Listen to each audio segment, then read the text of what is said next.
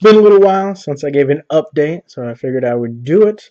My days still been up and down all over the place as they have been for a long time. Pretty good today. Hard to figure out exactly why, which is frustrating. But I believe on the chiropractic front, we're making good progress. I'm still getting skull adjustments. I have another one today, actually. We're doing them 2, 3 times a week, Tuesday, Thursday, Saturday. And we've been moving more into the cervical spine as well. And we started making adjustments to my deformities, C2, C3, C1, and C1 is fused to the skull, so it seems like it shouldn't have any movement, but she said she can feel like a millimeter or two of movement, but a lot of times it's pulled all the way to the right, and it's kind of like locked in place. And when she moves that over, not by a quick adjustment, she pushes it over. And the muscles are really tense. They don't want it to move. But when she moves it over, I feel really bad for the rest of the day. But a lot of times I've been feeling better the next day, right? So my head pain hasn't fully gone away, but it helps with my mental clarity a lot. And we've made a lot of progress on my hand shaking and twitching. That is basically not happening anymore. So that's really cool. She thinks that has to do with stuff lower in my cervical spine because I have an extra set of ribs coming off the bottom of my neck. And she made an adjustment to that, and she thinks that is what was causing like the hand shaking and twitching and such. So good progress there. And then as far as the normal medical community, I think normal medicine hurts way more people than it helps. I got rejected by the Michigan Head and Spine Institute for some reason, right? They just don't want to see you. And then I went to the Michigan Institute for Neurological Disorders, which accepted me, which I appreciate. They ran an EEG. I said everything looks good. I didn't really want to talk about the deformity. He acknowledged that I have a deformity. He's like, yeah, you have a deformity. And then because I told him that I have a migraine all the time, he said, if I get migraines, take some migraine meds. Apparently not understanding that my head hurts all the time. It just gets worse at sometimes. It's kind of insane. I'm pretty sure Wikipedia had the whole if you have migraines, take migraine meds thing down. Probably didn't need all those years of school to figure that one out. And then he said I should probably get an EKG too, because maybe something's messed up in my heart, causing something in the head. And so I went and had one of those. I had to get a referral or a prescription written, whatever paperwork they had to do. And I have one of the worst doctors in the world, right? I'm completely broke. So I have no money. I'm on Medicaid, so I have like crap Soviet style insurance stuff. And which is just bad. It's just bad on so many levels. But his name is Dr. Halasa, is my doctor. And he has the worst reviews I've ever seen, right? Dr. Halasa, Halasa. He's in Muskegon. I'll leave him a really bad review too. But I've been using him because I can't really get into anyone else. The last person I was in moved when I was on this insurance, and they were really bad too. She just wanted to give me blood pressure meds and migraine meds. This guy told me to do yoga.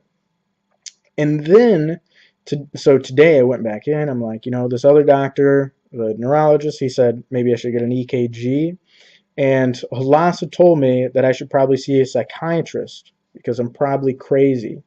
I might be hallucinating all the deformities in my spine. The guy is really bad, obviously. That's what his reviews show and whatnot. So that's kind of scary because obviously you don't have very many rights inside of a hospital, right? I did EMT training. I've seen that.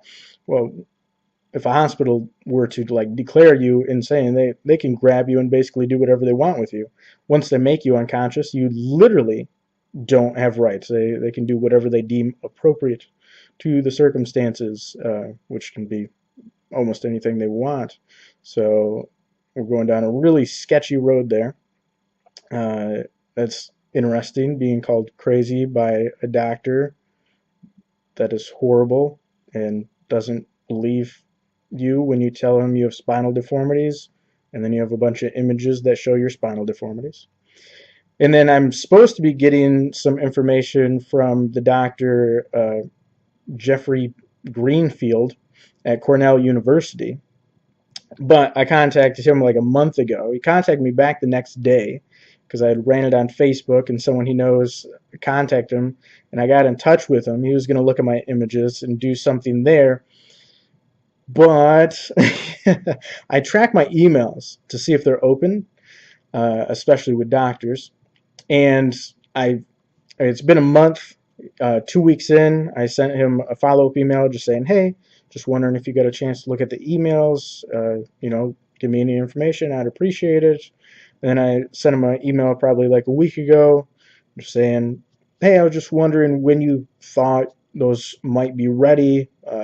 I don't even care about the time frame so much, but I believe he said it would take like a couple of weeks. We're a month out at this time. He hasn't opened either one of those follow-up emails. So if he's not even looking or opening my emails, I kind of doubt that he's ever going to respond. It's hard to respond to an email that you don't open. So the normal medical field, I'm pretty sure, does way more damage. I'm pretty sure way more damage than they ever help. But we seem to be making some progress with some of the chiropractic treatment. Chiropractors are the ones who have found all my spinal deformities anyways. The normal hospital apparently doesn't have people that can read x-rays, which seems weird because that's like the whole point of radiologists. You would think MDs could read x-rays, all sorts of. It's the shiny part. That's the bone, right? The white part. It seems simple enough on some level, but their report doesn't even include my C1. Like they forgot there was a C1 vertebrae. Doesn't, right? It includes the C2, C3 fusion. They forgot about the other one. Doesn't say anything about the odontoid, anything about the skull being formed incorrectly in the bottom of the occiput. They didn't say anything about cervical ribs. They didn't even do enough x-rays to find out I have an L6, but I'm guessing they would have missed that too. So it's sad. It's depressing. It's difficult on that level, dealing with that side. Well, hopefully I'm making some progress with the chiropractic treatments. It's really weird to adjust to because I've, like, all my days are not good. I don't have a day where I was as good as I used to be. Uh, my heart still does weird stuff. Like the physicality still isn't there. I can't climb. I couldn't climb a mountain. I can't do kettlebells. I can't do the stuff I used to do. But there's some progress, and I seem to be having more days with more mental clarity. And I haven't been having the seeing stars phenomenon. I forget what the medical term is, but when you get a concussion, you see stars. I was having that for a while, a lot, and not hitting my head. I would just see stars, like I had a concussion, like recurring out of nowhere, and I haven't been having that. So I think the skull adjustments have maybe fixed that, or at least helped with it. So we seem to be making progress on that front, and I will keep moving forward with it.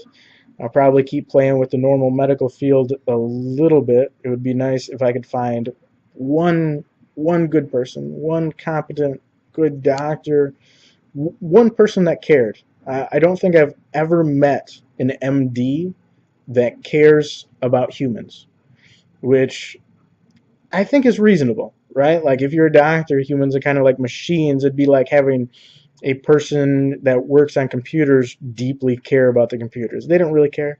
It's just a computer. To a doctor, a human is just a human, right? It's just a body. Not too big of a deal. But some of them, it would be nice if they just even fake it. Just even fake caring. And then if you had like a little bit of competence and caring, it'd be crazy. Of course, then they would probably be called a chiropractor. So